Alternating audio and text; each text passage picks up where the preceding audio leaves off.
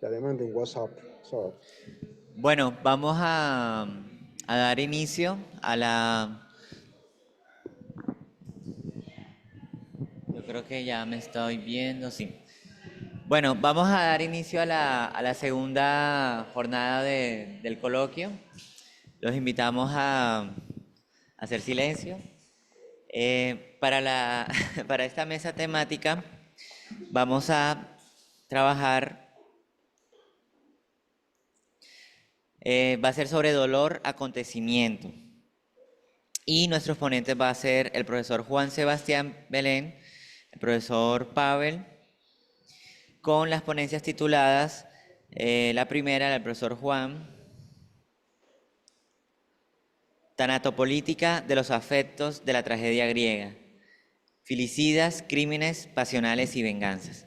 Y luego el profesor Pavel nos va a hablar sobre el mal, dos puntos, una cuestión de perspectiva.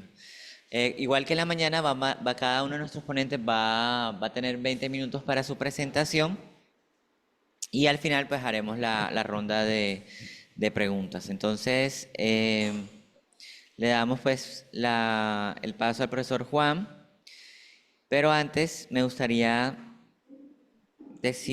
presentarlo.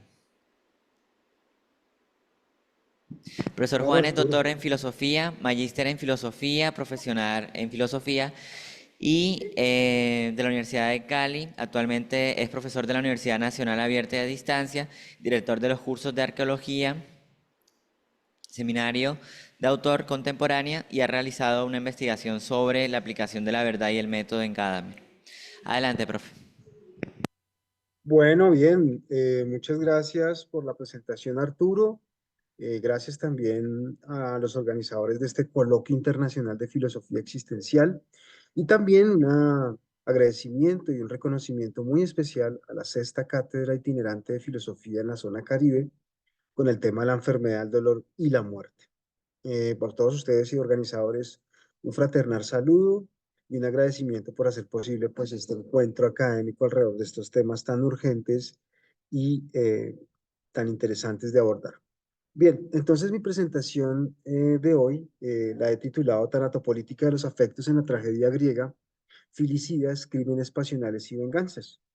Eh, yo hago parte del programa de filosofía de la Universidad Nacional Abierta de Distancia y digamos que esta investigación se marca en mis tareas investigativas de docencia y también de publicación en la UNAT. Entonces, empecemos pues por comenzar por una cita que me gustaría evocar acá de Nietzsche en el nacimiento de la tragedia. La cita dice así: el griego conoció y sintió los horrores y espantos de la existencia. Para poder vivir, tuvo que colocar delante de ellos la resplandeciente criatura onírica de los olímpicos, aquella enorme desconfianza frente a los poderes titánicos de la naturaleza, aquella Moira, destino, que reinaba despiadada sobre todos los conocimientos, aquel buitre del gran amigo de los hombres, Prometeo, aquel destino horroroso del sabio Edipo, aquella maldición de la estirpe de los Átridas, que compele a Orestes a asesinar a su madre. En suma, toda aquella filosofía del dios de los bosques, junto con sus ejemplificaciones míticas, por la que perecieron melancólicos etruscos, fue superada constantemente una y otra vez por los griegos, en todo caso, encubierta y sustraída a la mirada mediante aquel mundo intermedio artístico de Dionisios y Apolos. Entonces, digamos que esta propuesta trata de pensar un poco el tema de los afectos, las pasiones negativas, como lo plantea inclusive Baruch Spinoza, la ética demostrada según el orden geométrico, aquellas pasiones tristes, ¿no? Entonces, claramente que la filosofía existencial es una filosofía de las pasiones tristes, es una filosofía que piensa la inercia del ser humano en sus contradicciones, en su facticidad, en su sufrimiento, tal y como ha quedado de alguna manera esclarecido en la sesión de hoy, con todas las presentaciones alrededor de la fenomenología del dolor. Entonces, claramente nosotros nos ubicamos allá, ¿no? Pensando también el tema del dolor, pero buscamos hacer un encuentro entre filosofía y literatura teniendo como gozne o como grilla de inteligibilidad la tragedia griega, ¿no? Mm, bueno, ¿y por qué pensamos que la tragedia griega es un lugar de enunciación ideal para pensar en este encuentro entre la filosofía y la literatura el asunto existencial del dolor, el asunto existencial del sufrimiento?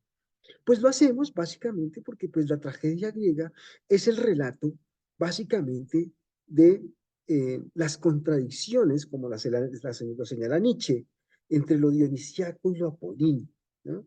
Entonces, la tragedia tiene ese sentido dinámico de la vida y de la muerte que planteaba Nietzsche, ¿no? En ese libro deslumbrante que recomiendo a todo estudiante de filosofía acercarse al nacimiento de la tragedia de Nietzsche, que es, entre otras cosas, su, eh, eh, su puerta de entrada al mundo de la filosofía ya en Alemania, pero también su desgracia, porque es con el nacimiento de la tragedia como cae en el desprestigio como filólogo, pero adquiere todo el potencial de filósofo.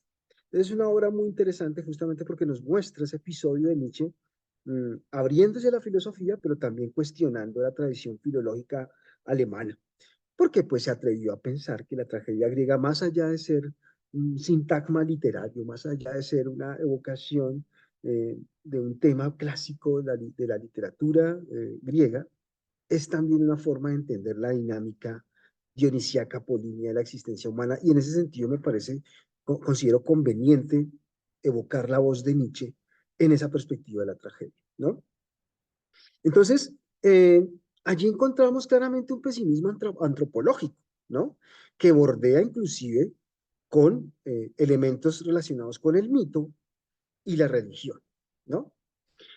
Esta hipótesis de lectura que estoy planteando, o sea, pensarnos el dolor y el sufrimiento en clave de la tragedia griega, pero dialogando entre las relaciones entre filosofía y literatura, pues es una hipótesis que surge en mis investigaciones filosóficas que he desarrollado en la UNAD, y pues para eso quisiera invitar a la audiencia a considerar estos dos trabajos, ¿no? Un artículo publicado en la revista Luminis, titulada La vida no te pertenece, sobre tanatopolítica, y por otro lado el libro que fue presentado en este año en la Feria del Libro de la Ciudad de Bogotá, El contagio y la violencia en las sociedades contemporáneas, política, literatura y religión. Digamos que estos insumos me han permitido pensar el tema de la tanatopolítica de los afectos, ¿no?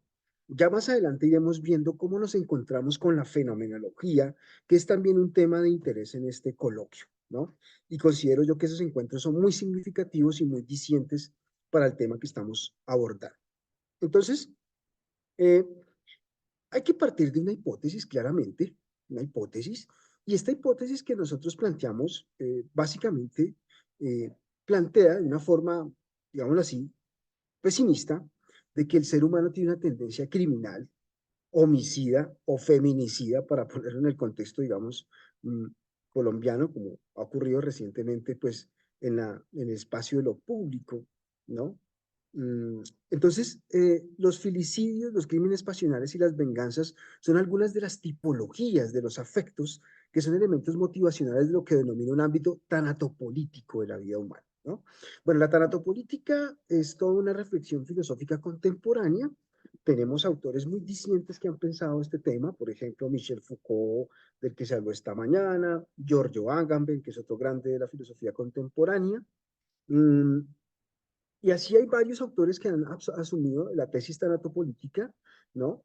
Un poco en la transición que planteaba Foucault entre el análisis biopolítico al análisis tanatopolítico, énfasis que hará Giorgio Agamben, por ejemplo. Entonces, mi tesis un poco en esta sesión de la tarde es pensarnos la vida humana en clave tanatopolítica, pero al pensarlo en clave tanatopolítica, entendiendo por tanatopolítica como una política de la muerte, ¿no? Digamos, un sentido social de la muerte, no es tanto una tanatología, ¿no? La tanatología tendría una perspectiva mucho más individualizada de la muerte, la tanatopolítica lo piensa desde una perspectiva social, ¿no? Y yo considero que si hacemos un acercamiento a la visión trágica de la existencia que se propone en la literatura griega, logramos descubrir cómo esa tanatopolítica de los afectos pues está marcando, digamos, a una casta política que es la casta gobernante. ¿Sí? Entonces, la casta gobernante, si ustedes revisan historias como Antígona, Edipo, eh, eh, la Orestiada, esas son genealogías del poder, ¿no? Del poder político griego que están signadas por la tanatopolítica, pero también por una fenomenología del dolor, ¿no? Que es también un poco la tesis que quiero barajar acá más adelante. Y bueno, como para demostrar esta idea que les propongo, pues nosotros debemos valernos de unos autores, ¿no? ¿No? La fenomenología también es un saber que dialoga, ¿no? La fenomenología es un método que nos permite pensarnos a nosotros mismos, ¿no? Que permite pensar la primera persona, tal vez como lo señalaba la primer ponente de este evento. Eh, la fenomenología es un saber que permite pensar la posición filosófica de la primera persona, ¿no? Mm, pero eso también hay que hacerlo en diálogo con los autores, ¿no? Entonces, pues aquí yo voy a evocar la teoría, por un lado la teoría mimética de René Girard y por otro lado la teoría de la tragedia de Nietzsche, que también tendrá unos diálogos con la perspectiva freudiana de la tragedia y también de la perspectiva psicoanalítica de la vida humana, que considero que también es un elemento a ser puesto en diálogo en esta mesa de trabajo alrededor del tema de la tanatopolítica de los afectos. Entonces, claramente, eh, ¿en qué nos acercamos a la apuesta fenomenológica? En el sentido de que la fenomenología es una ciencia buscada, ¿no? Es un saber que piensa la existencia humana y la piensa en la perspectiva de ser un proyecto, ¿no? Esto es muy de la tesis antropológica de la fenomenología. La vida humana es un proyecto, es un proceso, es una transformación. Y en ese sentido, pues consideramos que el análisis tanatopolítico de los afectos es profundamente fenomenológico en el sentido de que ve la vida humana como en un proceso, como en un encuentro, pero en ese encuentro hay mucha negatividad, hay mucha tragedia, como lo iremos viendo más adelante, ¿no? Y eh, en este sentido, pues también nos dialogamos con la fenomenología en el sentido de que esta es una filosofía buscada, es una filosofía que de alguna manera está pensando también en el diálogo entre el ser persona, en el, digamos, en la voz personal y los autores. Y esto pues ya lo plantea el gran Merleau-Ponty, la fenomenología como un diálogo entre la parole parlée, esto está en la fenomenología de la percepción, y la parole parlante. ¿Esto qué quiere decir? El diálogo entre la palabra dicha y la palabra hablada, ¿no? Entonces, eh, ¿en qué consiste esta dinámica? ¿No? Y esto es muy propio de lo que sería una fenomenología existencial. Ya podríamos inclusive mm, declarar el mote, el concepto, la fenomenología existencial se alimenta del lenguaje propio, pero también del diálogo con los autores, ¿no? Entonces aquí tenemos una pista del ejercicio fenomenológico. El ejercicio fenomenológico es el descubrimiento de la voz interior del pensador, ¿no? Pero también esa voz personal del pensador, pues se da a partir de un diálogo con los autores. Y en ese sentido, pues nosotros tenemos acá una apuesta temática con la cual nos vamos a involucrar un poco más de cerca con el tema. Entonces, en primer lugar, nos interesa mirar el tema de la tragedia griega, Nietzsche y sus implicaciones literarias y filosóficas, ¿no? Entonces, pensar la tragedia griega en clave literaria y filosófica que implica, primer elemento. Entonces, aquí yo quisiera abocar propiamente a Nietzsche, ¿no?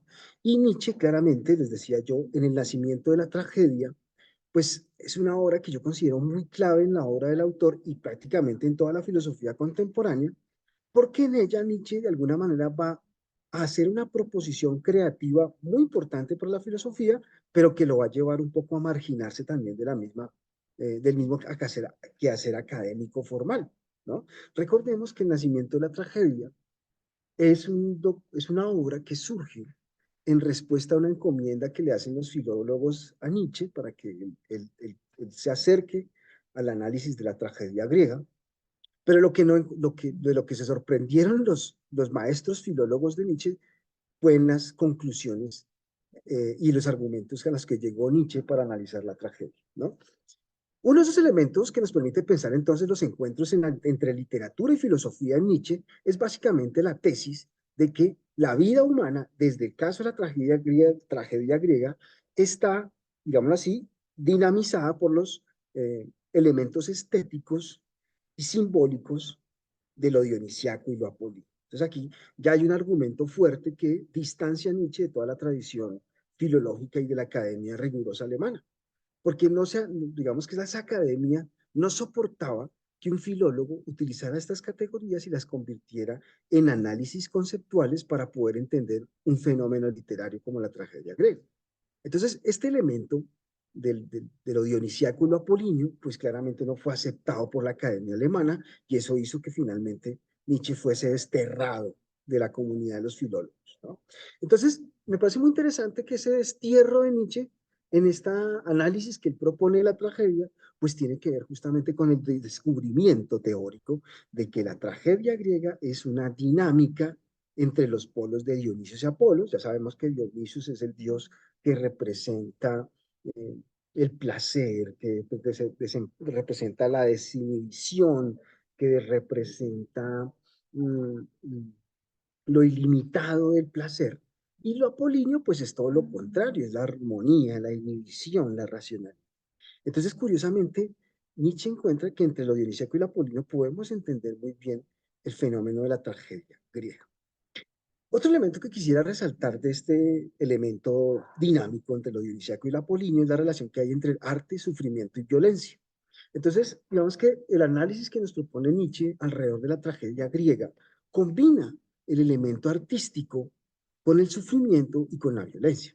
Esto lo iré explicando un poquito más adelante, lo vamos a ver un poquito más concreto, cuando miremos un poco el caso del parricidio en Edipo, el caso del fratricidio en Antígona, o el caso del filicidio, el matricidio y la venganza en Orestes. Orestes, digamos que la Orestiada después es el magnicidio total, la tragedia completa.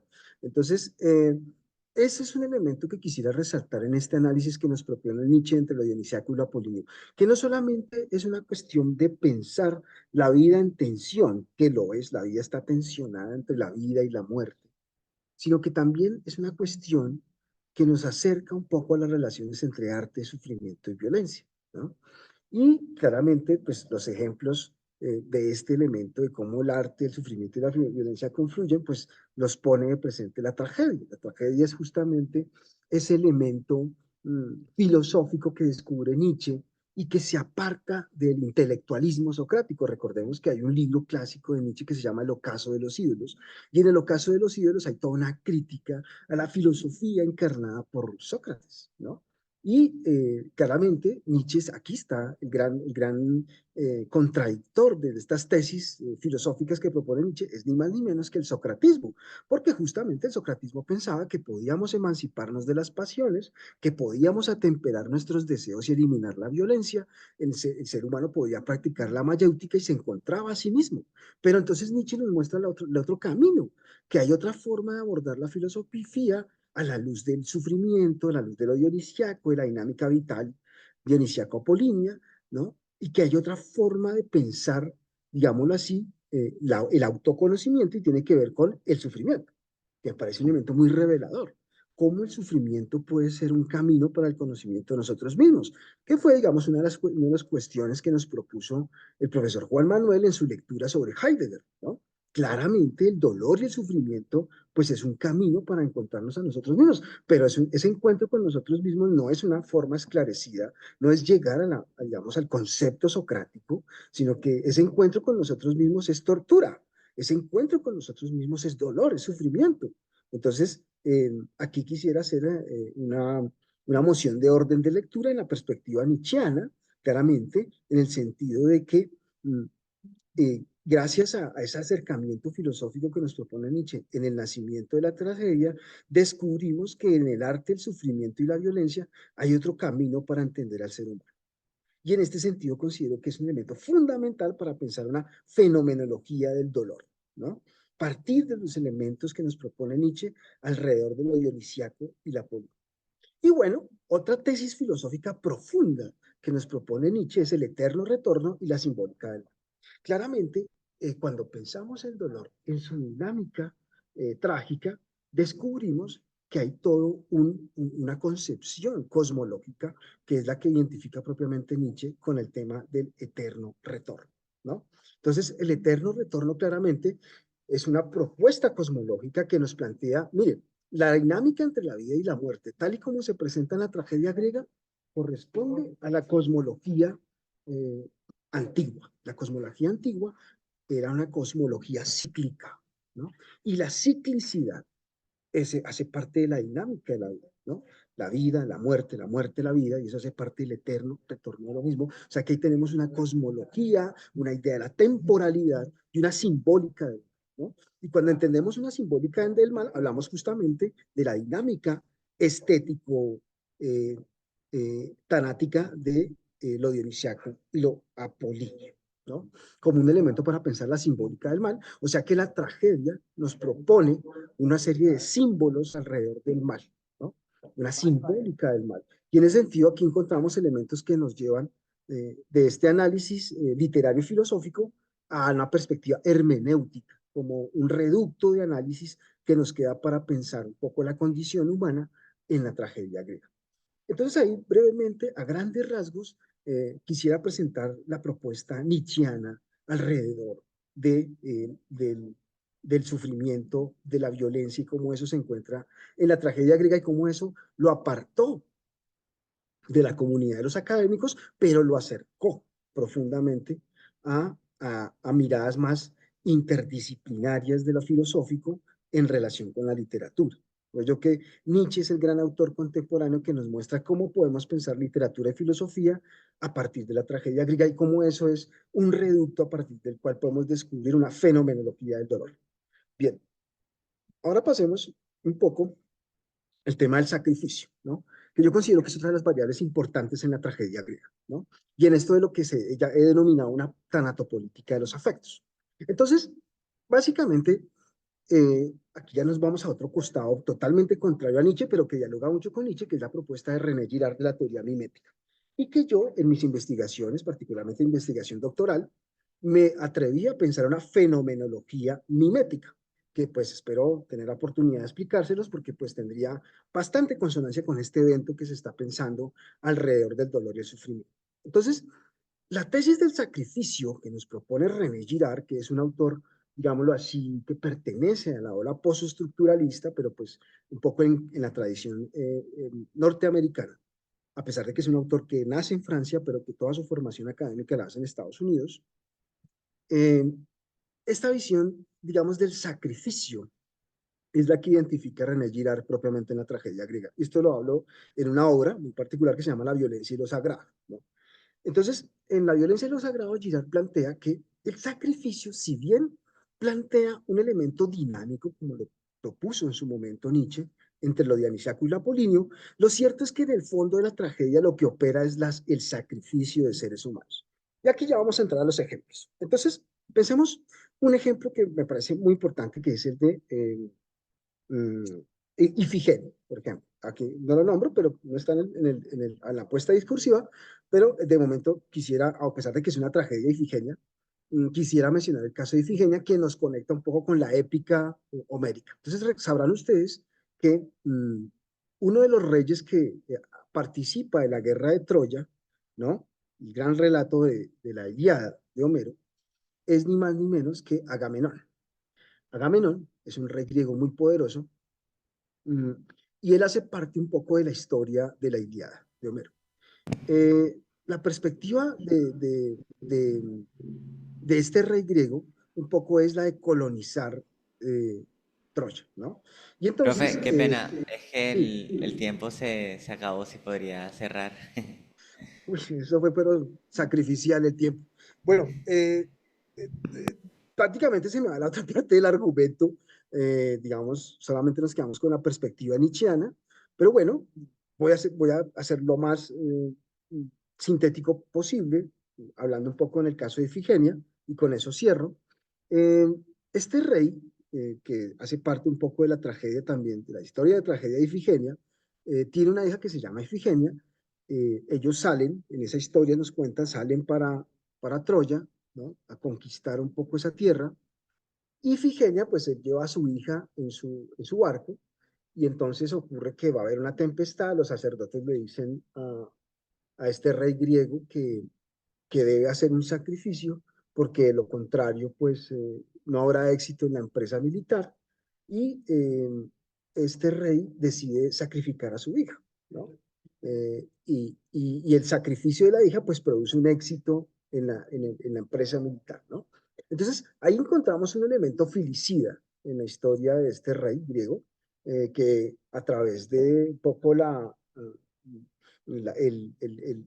celebración en el holocausto de su hija, garantiza el éxito de la empresa militar. Y en efecto, pues Ifigenia es una sacerdotisa de Apolo, ¿no? Y lo que pone de presente esa dinámica es que finalmente, pues la tragedia humana pretesta un poco el poder imperante de este rey griego, que le permite de alguna manera alcanzar éxito en la guerra contra Troya, y pues es el sacrificio de Ifigenia, ni más ni menos pone de presente el éxito de la batalla de este rey griego. Entonces, ahí podemos tener poner un ejemplo evidente de cómo el sacrificio se encuentra en unos elementos, digamos, fundantes de la tragedia griega, el caso de Ifigenia, ¿no? Y pues asimismo me podríamos mencionar el caso de Edipo, el caso de Antígona y el caso de Orestes, y eso es lo que llama René Girard la crisis sacrificial, ¿no? Entonces la crisis sacrificial vendría a ser un poco la pérdida de las relaciones entre hermanos, entre padres y madres, ¿no? Antígona, por ejemplo, está indignada porque su hermano,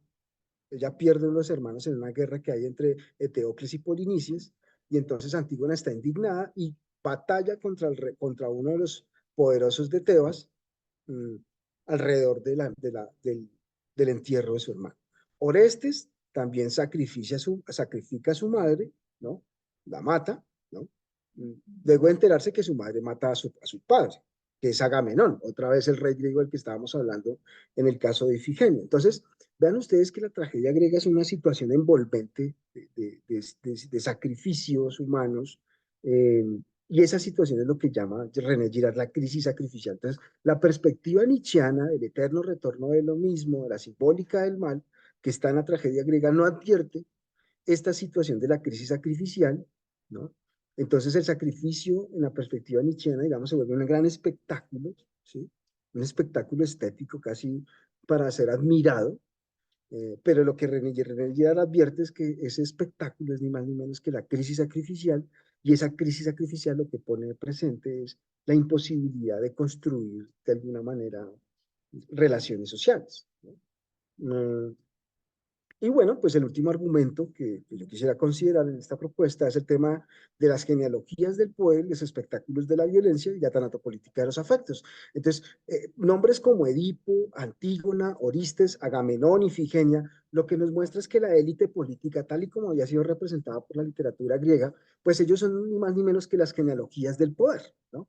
Esas son las familias en el poder, pero esas familias en el poder están lastradas, están marcadas por la tanatopolítica de los afectos. En otras palabras, el poder está atravesado por la crisis sacrificial, y esa crisis sacrificial se convierte en un espectáculo, ¿no? Y es un poco lo que tenemos hoy en día en nuestras situaciones políticas, ¿no? Lo que estamos viendo en el conflicto del Medio Oriente es una genealogía en el poder, y es una tanatopolítica de los afectos, ¿no? Y donde la violencia se nos vuelve un espectáculo. Entonces, lo que vemos son lucecitas que vienen de arriba, otras que vienen de abajo, y entonces toda esa parafernaria que nos muestran los medios de comunicación de las operaciones de la guerra en el Medio Oriente, pues sería el espectáculo de la violencia, o sea, la tanatopolítica de los afectos. Y así cierro mi charla. Muchas gracias.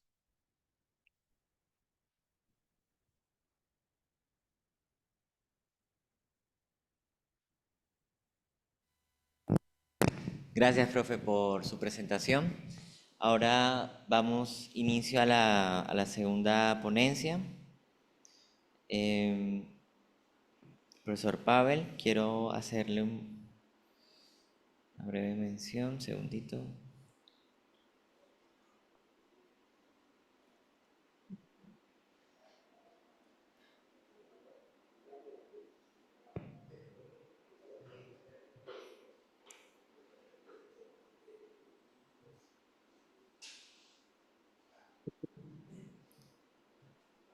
Se me perdió la...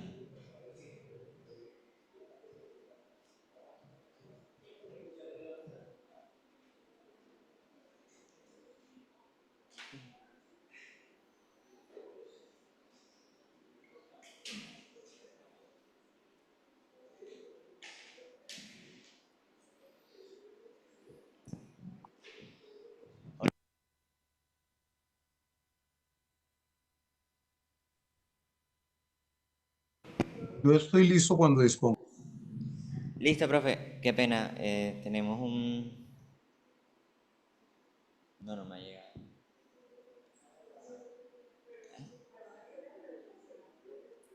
Ahora sí. Bueno, el profesor Pavel, le damos ahora el turno para que dé su presentación. Pero antes mencionamos que es profesional en filosofía, especialista en educación, cultura y política, magíster en educación intercultural, doctorando en pensamiento complejo, líder nacional de investigación de la Escuela de Ciencias Sociales, Artes y Humanidades de la UNAD, docente, escritor y gestor cultural. Adelante, profe. Muy bien, muchas gracias. Al coloquio, primero una preguntita técnica, porque a mí sí me gusta ser muy respetuoso con los tiempos. ¿Con cuánto tiempo cuento para la exposición? 20 minutos, profe. Perfecto. Bien, pues primero saludarles, felicitarles en nombre de la Universidad Nacional Abierta a Distancia, de la Escuela de Ciencias Sociales, Artes y Humanidades, en este caso desde el Liderazgo Nacional de Investigación de la escuela, agradecer al programa de filosofía de la UNAD, quien me hace la invitación, y por supuesto a todos los que se comprometen en este ejercicio del pensamiento, en este ejercicio de la palabra, en un tema tan importante hoy por hoy, el dolor y la muerte en esta mesa que estamos trabajando, dos temas que hoy más que nunca están vinculados a una realidad orbital. Podemos ver todo lo que está sucediendo en Medio Oriente, el tema ruso-ucraniano, ¿por qué no? También el concepto de lo que consideramos fatídico o malvado desde las expresiones naturales, lo que está sucediendo con los últimos vientos huracanados y demás. Yo no traigo diapositivas porque yo lo quiero hacer muy conversacional en virtud del tiempo, y en ese orden también me gustaría mucho que podamos interactuar en torno a este tema que traigo, que como lo denomino se titula El mal, una cuestión de perspectiva. Igualmente es el resultado de un trabajo publicado por la revista de filosofía Disertaciones en la Universidad del Quindío, y que trata precisamente, como el título lo propone, el concepto del mal. En una relación inicial que respecto a esta mesa de dolor y muerte, es importante definir, porque también escuchaba hace un momento que había un profesor que estaba planteando que existía cuando hablaba que el mal por el mal mismo, ¿no? Que en vez de dolor estábamos hablando del mal. Y eso tiene que ver un poco con algunas categorías conceptuales que también es importante tener en el horizonte de sentido, y tiene que ver directamente con que el mal no es una sinécdoque, es decir, no es una parte por el todo, ni del dolor, ni de la muerte, no son, digamos, conceptos que tengan una paridad, pero que sí encierran una relación, precisamente cuando entendemos al mal desde una mirada perspectivista, y que naturalmente el dolor, el sufrimiento, la maldad y la muerte la podemos considerar como un mal, pero ¿desde qué enfoque vamos a entender el mal? Entonces, un poco la idea de esta charla que les vengo a proponer el día de hoy es que tengamos una mirada perspectivista de la idea del mal. Esa mirada perspectivista, ¿de dónde proviene? Pues hay una multiplicidad de expresiones, ¿sí? Una mirada ética, por supuesto, una mirada de la debilidad o fortaleza de la voluntad humana, que entendemos por la idea del bien y la relación de la idea del bien con el bien para mí mismo o el bien común, el mismo ejercicio de la praxis del mal, también las narrativas literarias. Recuerdo un poco a Sábato cuando decía que la literatura es quizá una de las formas más profundas de entender el género humano, y también recuerdo un poco a Sábato cuando nos decía que el dolor es más pedagógico que la felicidad. Eh, y también un tema interesante que lo vamos a mirar, si nos alcanza el tiempo, desde Kant al seno de la razón, que es el innatismo de la maldad precisamente en la razón. Si hablamos de eso, también tenemos que hablar un poco de la condición humana y su relación con la consecución del deseo, el problema del deseo en el mal y el acto que precede al deseo. Y por supuesto, si enmarcamos todo eso, también tenemos que hablar de las metanarrativas que exponen la legitimidad o la legalidad, por decirlo así, del imperio de la violencia. Y en esa imposición del imperio de la violencia, en ese ejercicio del poder, nos determina lo que es tolerable o no. O sea, porque también hay unas nociones de lo que se puede tolerar o no se puede tolerar. Denme un segundo, por favor. Entonces, estamos bajo esa mirada en varias perspectivas importantes. Algunas consideraciones iniciales de la pertinencia de esta mesa de dolor y de muerte, además del tema del mal, quiero dar como unas esbozos interesantes de lo que Jonathan Glover determinaba como el siglo XX, como una larga historia de crueldad y muerte, ¿sí? Al hablar de eso, hablaba de los perfiles psicológicos de autores y cómplices de las grandes atrocidades de ese periodo en el siglo XX, donde encontramos muchísimos elementos pues, a tener en cuenta. En este caso, no solo la adherencia a ideologías ciegas, sino a la responsabilidad personal disminuida. También nos habla del lado oscuro y destructivo de la humanidad que se expresaba en el siglo XX y que nos exigía que fomentábamos el desarrollo de una perspectiva moral que contenga esa inclinación y nada más que ello nos lleva a protestar categóricamente contra toda forma de crueldad. Porque también la indiferencia se puede entender como una praxis del mal. Para ejemplificar ese periodo o esa condición oscura y destructiva de la humanidad, pues hablábamos de los 17, 18 millones de asesinados en la Primera Guerra Mundial, 40, 60 millones en la Segunda, los gulags de la Unión Soviética, los campos de concentración y exterminio en la Alemania nazi, el inenarrable horror de Hiroshima, solo por citar algunos de los aspectos que después en términos de derecho dieron pues el surgimiento de los juicios de Nuremberg y Tokio, y por supuesto también la Declaración Universal de los Derechos Humanos. Ahora, ¿qué tenemos hoy respecto a este panorama de guerra que naturalmente encarna el dolor y la muerte? Lo vemos ahora con el tema del Medio Oriente, o vuelvo a insistir con el tema ruso-ucraniano, y también con el tema nacional. Por supuesto que tenemos todas las expresiones de violencia disparadas y violencias que son múltiples, desde la violencia política, la violencia ideologizada, la violencia de género, la violencia urbana, todas esas formas de expresión que también nos están permeando. Hay un tema importante a tener en cuenta. Hoy en día tenemos 13.400 bombas nucleares según la Organización de Naciones Unidas. 3 bombas nucleares bastan para destruir una ciudad entera. Es decir, que proporcionalmente hoy en día tendríamos arsenal nuclear para destruir todas las ciudades del planeta. La literatura también tiene mucho que decir allí. Benjamin Labatut, en un libro muy bonito que les recomiendo, que de un verdor terrible, una conjugación de política, física y literatura, habla que además la guerra no solo es el producto de las determinaciones de los chasquidos grasientos de un general que determina que se lance una bomba nuclear, por ejemplo. Está también todo el arquetipo científico que precede, todas las ecuaciones matemáticas, todos los procesos físicos que también permiten esa potencialidad de la violencia. Y nos recuerda un poco el caso del gran pensador Alexander Grothendieck, que se planteaban en la literatura, pero también encarnando en su vida, ¿qué haría el hombre si fuera capaz de tocar el corazón del corazón, la razón de la razón?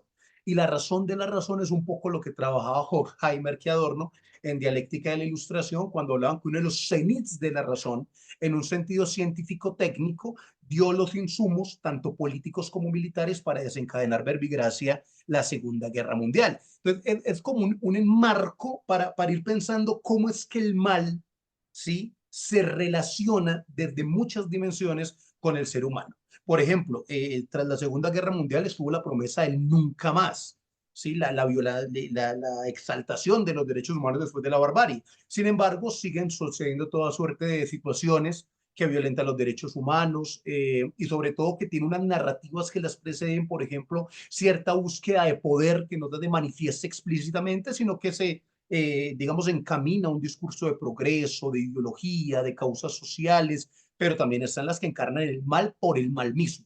¿Cuál es la encarnación más execrable del poder en esa visión del mal por el mal mismo? La eliminación del otro, la muerte del otro. Cuando ya hay en ese caso, entonces ya podemos tener miriadas de casos. Dictaduras del Cono Sur, conflictos en Guatemala, El Salvador, Nicaragua, por supuesto Colombia y otros que hemos referido a nivel mundial. Entonces, estos antecedentes, vuelvo a reiterar, es importante cuando hablamos de dolor y muerte, no es una relación del mal por los atributos que comprende, sobre todo la idea del sufrimiento y la capacidad humana de generar sufrimiento en los otros.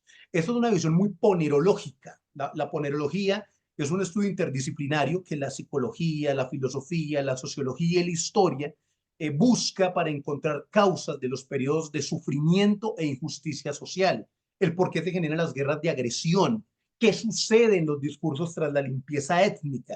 ¿Qué sucede con la idea de genocidio? ¿Cómo operan los estados policiales? ¿Sí? Estas consideraciones de contexto nos van a permitir tener unas miradas que vamos a arrancar desde una mirada del pecado. ¿Sí? Entonces vamos a arrancar un poco con el tema del pecado porque desde el pensamiento occidental tenemos esa primera idea. Quiero arrancar con una frase muy interesante de San Pablo en su carta a los Romanos, que también nos ayuda mucho a tener esa perspectiva previa del discurso ético con el cual nosotros conformamos nuestra moral en muchos sentidos en Occidente, pese a que sea manifiesta o no, hay una influencia importante en esta cita que nos dice San Pablo, que dice así: ¿por qué no logro entender lo que hago? Pues lo que quiero no lo hago, y en cambio lo que detesto lo hago. Y si hago precisamente lo que no quiero, reconozco que la ley es buena, pues ahora no soy yo quien hace esto, sino el pecado que habita en mí. Quiero como hacer un poco de énfasis en la despersonalización de la maldad. Porque sé que en mí, es decir, en mi carne, no habita el bien, pues querer el bien está a mi alcance, pero ponerlo por obra no. Porque no hago el bien que quiero, sino el mal que no quiero. Y si yo hago lo que no quiero, no soy yo quien lo realiza, sino el pecado que habita en mí. Así pues, el querer yo hacer el bien encuentro esta ley. El mal está en mí. Eso tiene una relación, inclusive algo lógica, algo de las relaciones de las premisas y las conclusiones. Hay un encuentro con la idea de la debilidad de la voluntad de lo malo. Y en ese caso, una materialización o una posibilidad de acarrear el mal. Y la propuesta ética realista de capaz de fundar una acción moral sobre ese mal que me permita trascenderlo. ¿Sí? Es una discusión necesaria. No vamos a hablar de los males naturales, quiero aclarar un poco eso, por eso con el tema de los huracanes vamos a hablar del mal entendido en lo humano, porque también una idea del mal con lo natural, dígase los vientos huracanados estadounidenses. Pero en ese contexto de los imaginarios de la cultura occidental, podemos decir que si San Pablo reconoce que el pecado habita en el ser humano y se somete a la ley como negación de la libertad, eso en aras de soportar el sufrimiento como precio por un paraíso, miren que aquí el dolor también tiene una condición sacrificial. Yo soporto el sufrimiento que me impone la ley, ¿sí? Porque tengo una tendencia al pecado. Sufrir para resistirme al pecado va a tener un rédito infinito e imperecedero. Entonces, el mal en ese orden de ideas no sería inherente a la naturaleza porque se encontraría en el reposo de la culpa. Es la culpa de desear e imponerme a la ley para no realizar lo que puedo encarnar como esa sensación del mal y la voluntad en relación con la no ejecución de ese mal. Es un poco enredado, pero es más o menos lo que se dice, porque aquí también aparece, por supuesto, la figura, digamos, de alguna forma muy propia de la religión, de que la voluntad nos permite no pecar. Pero si liberamos la voluntad, podemos pensar que la voluntad esté seducida por el maligno. ¿Cuál es la seducción del maligno sobre la voluntad? La consecución del deseo. Ahora, es la consecución del deseo siempre y cuando esa idea de libertad no entiende el bien común, porque aquí también hay dos ideas de bien. Lo que para mí es el bien, lo que yo considero como deseable, ¿sí? Y la idea del bien en relación con los otros. En esta discusión vamos a tener como una premisa importante y es que el bien solo se puede entender en la relación con los otros. ¿Sí? El bien por sí mismo puede encarnar en sí mismo el mal porque no está teniendo la idea de comunidad en su rasero. En ese orden de ideas, vamos a avanzar un poco hacia la ley. Iba a hablar un poco de San Agustín, pero el tiempo es corto, entonces vamos a ir a la ley que me interesa. Aquí hablamos del mal desde un punto de vista moral del pensamiento occidental, muy real, muy relacionado con los ideales judeocristianos. Y ahora vamos a hablar un poco desde la perspectiva de la ley. Aquí cambia un poco la idea. Y quiero hablar un poco del discurso de la primera década de Tito Livio de Maquiavelo, ¿no? Ya por los principios del siglo XVI. Allá planteaba Maquiavelo que la malignidad es perenne en el ser humano, ¿sí? Que por momentos se oculte, pero cuando se oculta es porque no ha ocurrido la ocasión para la consecución del propio deseo. En ese orden hay una relación entre egoísmo, voluntad y placer en el ser humano. La única forma de que no se desenfrene esa relación es la ley, ¿sí? La ley. La ley, ¿por qué la ley si tiene una perspectiva de bien común? Maquiavelo nos dice en ese texto lo siguiente: quien funda un Estado y le da leyes, debe suponer que todos los hombres son malos y dispuestos a emplear su malignidad natural siempre y cuando la ocasión se los permita. Si dicha propensión es oculta un tiempo, es por razón desconocida y por falta de motivo para mostrarse. Pero el tiempo, maestro de todas las verdades, la pone pronto de manifiesto. Maquiavelo con eso nos aproxima una comprensión de la maldad desde el punto de vista del bien común, ¿sí? Y esboza la idea de que la felicidad en tanto satisfacción en sí misma no es mala, a menos que afecte lo impuesto por la ley. Ahora, ¿quién impone la ley? El discurso del poder. Es en el poder donde también respecto al bien común se determina qué está bien y qué está mal. Porque también recordemos que el poder y la política también ha puesto estos arquetipos y más adelante si alcanzamos, hablamos un poco del tema de la idea de bien y mal en Spinoza, que es por afectación y es por construcción del conatus o por detrimento de la construcción de esa realización, de esa tendencia a realizarse a sí mismo.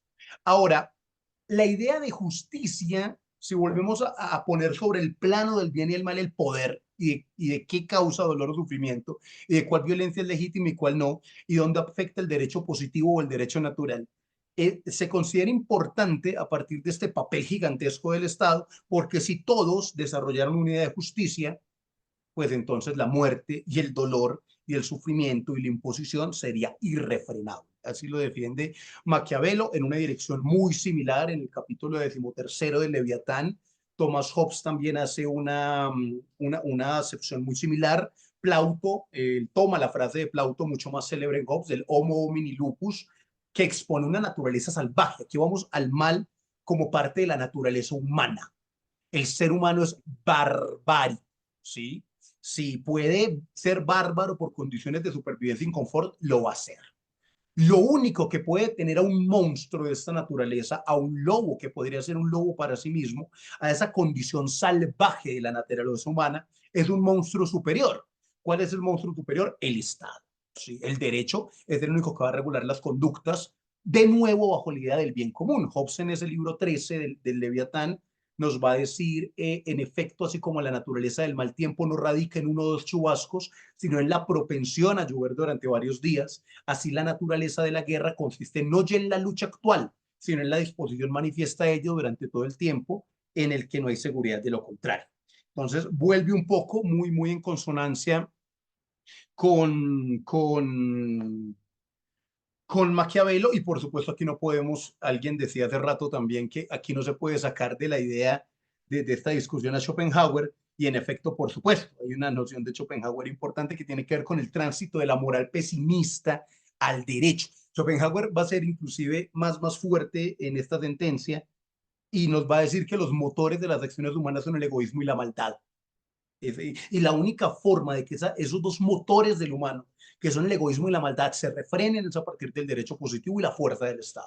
Son los únicos que pueden garantizar que se evite el desenfreno por la inclinación natural de los individuos a la perversión. Es un tema importante. Y es el derecho el que va a evitar la diseminación de las injusticias. Y quiero que escuchen esta frase muy interesante que dice en el libro sobre la base de la moralidad. Ahí nos va a decir Schopenhauer, y póngale juego porque tiene algo de mordaz, pero a la vez de interesante para hacer esa exploración interna. Sé que me quedan 7 minutos. Más de uno se maravillaría al ver de qué se compone su conciencia moral que considera tan espléndida. Más o menos un quinto de temor a los demás, un quinto de temor religioso, un quinto de prejuicios, un quinto de vanidad y un quinto de indolencia. De tal manera que en el fondo cada uno de nosotros no es mejor que aquel inglés que decía, mantener una conciencia me resulta demasiado caro. Es una sentencia muy interesante de Schopenhauer. Y quiero avanzar un poco, me estoy dando unos salticos con garrocha para alcanzar a hablar un poco del tema de Kant y la relación entre el mal y la razón. Hay un libro de Kant que se llama La religión dentro de los límites de la mera razón. Ahí aborda el tema del mal radical. Y en esta idea se representa una idea del mal que se configura bajo una lucha de la razón contra sí misma. Vamos a desarrollar esa idea. Cuando se habla en términos contundentes del imperativo categórico, miren toda la autoridad que tiene esa expresión, imperativo categórico, para definir una postura ética. Es una postura deontológica. Entonces, es importante tener eso en cuenta. Y podemos corregir que la voluntad requiere ser reforzada por un ejercicio potente de la racionalidad, la relación entre razón y voluntad. y conciencia de sí, para evitar una desviación a la que es proclive frente a la debilidad implícita que está impregnada del egoísmo, de la naturaleza humana, sobre una figura importante, el pensar en sí mismo. ¿Qué implica pensar en sí mismo respecto a la idea de bien y mal? Para atender esta situación, pues el filósofo de Königsberg expuso la idea del Willkür, no sé pronunciar en alemán, en tanto nuestra capacidad de resistir las pasiones, de resistir los impulsos. Eso es lo que nos diferencia de los animales y por supuesto nos evita actuar determinados por inclinaciones y apetitos, lo que también se denomina como libertad negativa. Sobre esa idea, Kant arguye que la corruptibilidad del alma sobreviene cuando la ley moral, y eso es tan importante, cuando la ley moral es subordinada por el amor propio. No es que el amor propio sea malo en sí, o sea, hay que tener amor propio, pero el problema es cuando se antepone a la ley moral. Ponerse al servicio del amor propio, ignorando la ley moral, es el germen del mal en el alma, ¿sí? De esta forma, Kant determina que ha demostrado la existencia del mal. En este caso, la voluntad tiene una disposición hacia el bien, pero podríamos colegir que la presencia de ese mal radical que ya acabó de demostrar Kant en el seno de la razón es un hecho concreto que exige el fortalecimiento de universales arquetípicos, de una moral fuerte que no se diluya simplemente en el derecho ni en las instituciones. Por eso es que tiene que ser una moral muy fuerte. En la metafísica de las costumbres está la célebre sentencia de obrar solo según aquella máxima por la cual al mismo tiempo puedas querer que se convierta en ley universal. La figura del querer, de anhelar el bien para sí y para el común debe ser la constante, ¿sí? La intervención de la violencia como monopolio del Estado para controlar la propia violencia, pese al desborde del derecho, es indeseable, una expresión de una moral kantiana. Pero en este caso, lo que se propone es unos imaginarios necesarios para despertar la bondad inmanente en la razón como ejercicio último de humanidad como especie. Es más o menos lo que nos dice Kant. Y bueno, voy a saltarme Spinoza porque lo referencio un poco y antes de terminar en estos 3 minuticos que me quedan, quiero hablar. Lo de Spinoza es muy interesante, se lo recomiendo porque lo de Spinoza habla de las afectaciones, de la consecución del conatus, del desarrollo. El profesor Ballén ha hablado un poco de la ética demostrada según el orden geométrico. Hay unos elementos muy interesantes también en esa noción de bien y mal, porque para Spinoza el bien y el mal no van a ser propiedades objetivas, son afectaciones, por tanto son relativas, lo que para mí puede ser bueno, para otro no, de acuerdo a la perspectiva de donde se observe y cómo eso afecta la construcción o disminución de nuestro conatus. Es un concepto de libertad asimétrica. Hay unos temas interesantes, pero quiero ir a otro papel importante que es la visión del mal desde la literatura. Esta es una lectura de Bataille en un libro de 1957, La literatura del mal, donde a través de un análisis de la obra, de una crítica de Sartre, Bataille entiende a Baudelaire como el hombre que se funde en el mal en sí, ¿sí? Porque es el mal por el mal mismo. Bataille nos dice, en todo hombre, perdón, este es Baudelaire, en todo hombre a cualquier hora sean dos postulaciones simultáneas, una hacia Dios y la otra hacia Satán. La invocación a Dios o espiritualidad es un deseo de ascender de grado. La de Satán es la animalidad, la alegría de descender. Miren esa parte. El retorno a la animalidad y a la alegría de descender.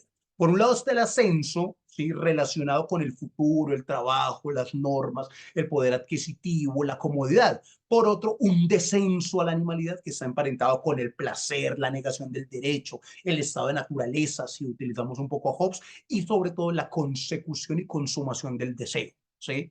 Existe una idea de Dios que vela por una vida productiva y satisfecha. Pero en este caso, lo interesante de la intimidad con Satán como figuras simbólicas es que la trascendencia y la obligación solo funge como instrumento para un rechazo. Se rechaza, se defenestra una vida satisfactoria, es decir, también se entrega al dolor y se entrega a la muerte. Con ese entregarse al dolor y la muerte como unidad del mal por sí mismo, creo que ya cumplo con mi tiempo. Me faltó mucho para seguir hablando de Bataille, de Baudelaire, de otros temas y sobre todo la idea del mal desde la violencia social, que creo que también es tan pertinente en las observaciones filosóficas que estamos haciendo, pero digamos que lo dejo como un factor sugestivo. El artículo se llama como la ponencia, el mal una cuestión de perspectiva. Lo pueden encontrar en la revista Disertaciones o en Dialnet si les interesa ampliar un poco esta potente idea que naturalmente, a efectos de comprender esa idea de dolor y toda la polisemia del dolor, porque esa noción de sábado, y vuelvo a terminar con eso, de que el dolor es más pedagógico que la felicidad, también es importante tenerla muy en cuenta. Entonces, con eso termino y muchas gracias por la atención. Gracias, profesor Pavel. Ahora vamos a pasar a la ronda de preguntas. Hasta ahora en YouTube creo que no... ¿Sí tenemos? Tenemos dos preguntas. Bueno, y de la sala, ¿quién quisiera preguntar? Bueno, entonces vamos leyendo las preguntas de YouTube. Sí. Si quieres, dame la primera. Esta es la primera. ¿Y esta va para aquí? Bueno, la pregunta dice así. ¿Podríamos entonces hablar de una fenomenología del terror y del horror desde el contexto de la guerra?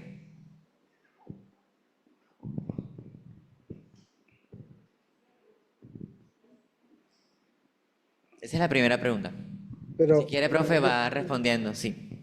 Arturo, ¿la pregunta es para los dos o para Pavel? Yo creo que enseguida.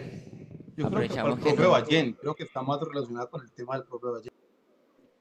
Sí, sí, para el profe Valle. Bueno, Arturo, ¿podrías repetir la pregunta, por favor? Sí. La pregunta dice, ¿podríamos entonces hablar de una fenomenología del terror y el horror desde el contexto de la guerra? Bueno, pues muchas gracias por la pregunta. Yo considero que sí es muy interesante ampliar las fenomenologías a estos espectros del terror, del horror. Considero yo que, como decía Husserl, la fenomenología es la ciencia buscada, ¿no? Entonces, creo yo que eso es lo bonito del ejercicio fenomenológico, que nos da que pensar nuevos horizontes y a partir de allí, pues hay que hacer desarrollos analíticos. Digamos que sí considero que yo me atreví a hablar de una fenomenología mimética, aunque no pude, digamos, desglosarla por el tiempo, pero palabras más, palabras menos. ¿En qué consiste esta fenomenología mimética que enlaza con el terror y que enlaza con el horror? Las relaciones humanas son profundamente conflictivas, violentas, lo que llama René Girard son interindividuales, ¿no? ¿Esto qué quiere decir? Que uno de los principios fenomenológicos de las relaciones intersubjetivas se encuentra en el deseo, ¿no? Eh, Actuar es desear, ¿no? Y normalmente cuando actuamos, deseamos en función de otro deseo, que es diferente al mío, ¿no?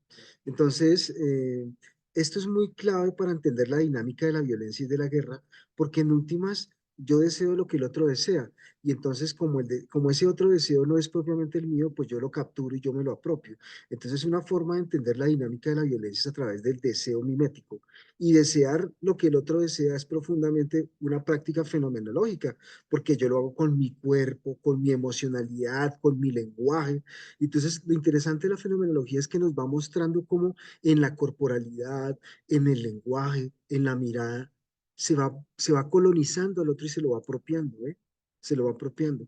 Entonces, considero yo que pensarnos una fenomenología del terror y del horror es también pensarnos una fenomenología de las relaciones intersubjetivas, que es un concepto muy propio de la fenomenología, o en la perspectiva de la teoría mimética, cómo nos relacionamos con nosotros y en esa relación con nosotros se crea un antagonismo, una rivalidad.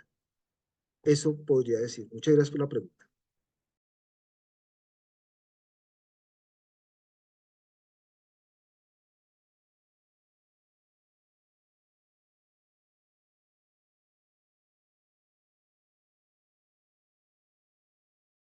Y está en el micrófono. Sí, perdón. Decía que esta segunda pregunta va dirigida al profesor Pavel y dice así. Poseemos, perdón, relacionar la maldad humana con la idea de quietismo que se da dentro del existencialismo. esa sería la pregunta. De pronto doy un contexto. Me imagino que se hace referencia a esa idea de no hacer absolutamente nada, caer en un tipo de pesimismo que no hay ningún tipo de eh, ser indoloro, ¿no? Dentro de la maldad y indiferente frente a la injusticia, me parece. Adelante, Bueno, profe. es maravilloso porque hay dos nociones del quietismo. Tengo entendido. La pregunta primero, buenísima. Jamás se me hubiera ocurrido. Excelente esa relación. El quietismo tiene un origen desde el siglo XVII, ¿no? Sí. Y fue un criterio, y el primero que lucha contra el quietismo es la Iglesia Católica. De hecho, el concepto de quietismo fue una expresión peyorativa, porque es el molinosicismo, si no estoy mal el nombre que originalmente se le da a esta conducta que, pues, entre otras, fue un poco polémico porque la Iglesia la contradijo, porque lo que hablaba era del camino interior para alcanzar la perfecta contemplación como el rico tesoro de la búsqueda y la unión con Dios. En este caso, naturalmente, había una renuncia a la voluntad. Ya en el existencialismo, que yo recuerde, el referente fue Sartre, y en efecto, lo que plantea Sartre es muy similar a lo que decía el profe ahorita en su intervención, y habla es de la vida indiferente. Básicamente el quietismo es la ausencia de compromiso, ¿sí? La antítesis del compromiso, que los demás hagan lo que quieran o que los demás hagan lo que ellos no pueden, es un poco como la noción que tenía Sartre, que tiene que ver naturalmente también con el ejercicio. No sé si se pudiera hacer una extrapolación que se prestaría para futuras disertaciones, porque lo que entiendo de la pregunta, y espero estar entendiendo esa extraordinaria pregunta, es cómo conectar el ejercicio de la voluntad, a propósito de lo que se dijo en la disertación, con la idea de compromiso. Entonces, la actitud pasiva, sí, y también con la idea del bien común, sí, porque en el caso del quietismo se entiende que la dificultad con el quietismo tiene que ver, pues como lo entiendo yo, es con la búsqueda del bien personal, de la satisfacción personal, del deseo personal, la ausencia de compromiso con el bien común y, por supuesto, también el no forjar la voluntad hacia, digamos, ese carácter deontológico del bien. En ese orden de ideas sí se podría hacer una relación desde el punto de vista del mal como moral, ¿sí?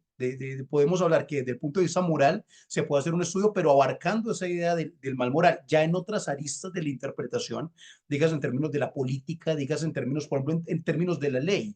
Si yo, a mí la ley no me exige que intervenga, por ejemplo, ante el sufrimiento del otro, si eso me causa un sufrimiento a mí. A mí no me pueden meter preso porque yo esté en la calle, esté empuñaleando a una persona y yo no intervenga. O sea, si yo me quedo quieto, si yo no estoy participando, si yo salvaguardo mi vida, ¿sí? Pues a mí la ley no me puede juzgar. Entonces, digamos que desde ahí no soy malo a ojos de la ley, ¿sí? Entonces, creo que esa relación con el quietismo la podríamos explorar mucho más desde una perspectiva moral del bien y el mal. Pero desde otras miradas, por ejemplo, la literaria que recomiendo ese libro, La literatura del mal, de Bataille, nos dirá otras perspectivas del mal, y por eso la ponencia del artículo se llama El mal, una cuestión de perspectiva, porque siempre hay miradas distintas. Es lo mismo, si lo miramos desde la perspectiva de Spinoza, si esa introspección interior permite la construcción de mi conatus, ¿es mala? Entonces, hay unas miradas interesantes que se podrían dar, pero diría que esa discusión se puede dar muy interesante desde el punto de vista de la perspectiva moral, sobre todo, tanto de la moral occidental derivada de las éticas ascéticas como la cristiana, pues por supuesto también desde la perspectiva que hablamos un poco de Kant y la ética kantiana. Espero haber satisfecho algo de la respuesta. Gracias, profe. Bueno, no sé si en la sala de Zoom hay alguna pregunta o acá en los presentes si quieran hacer algún comentario. Si no, pues cerraríamos con la siguiente pregunta, que dice, ¿cómo entender la violencia desde una filosofía política desde el consenso, contrario a Smith? Bueno, así escribió. Me imagino que es para usted, profesor Pavel.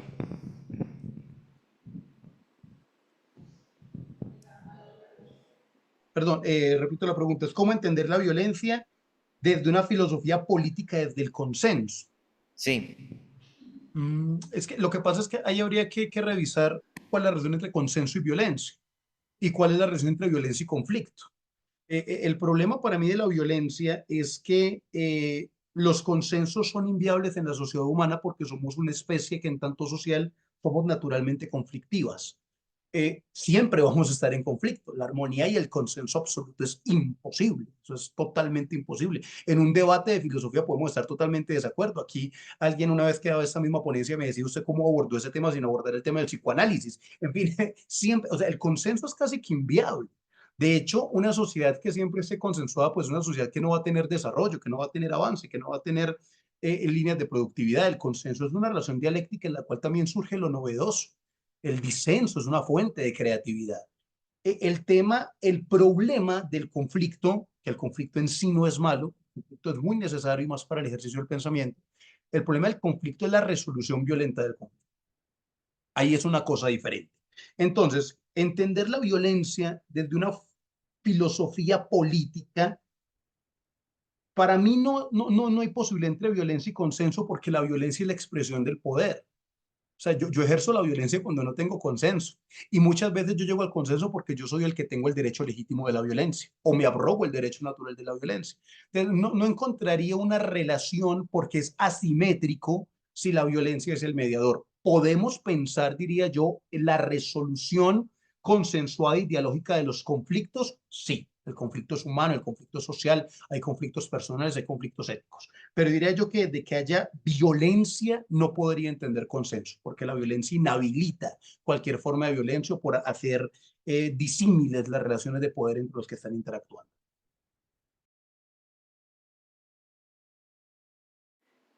Bueno, muchas gracias, profesor Pablo, Pavel.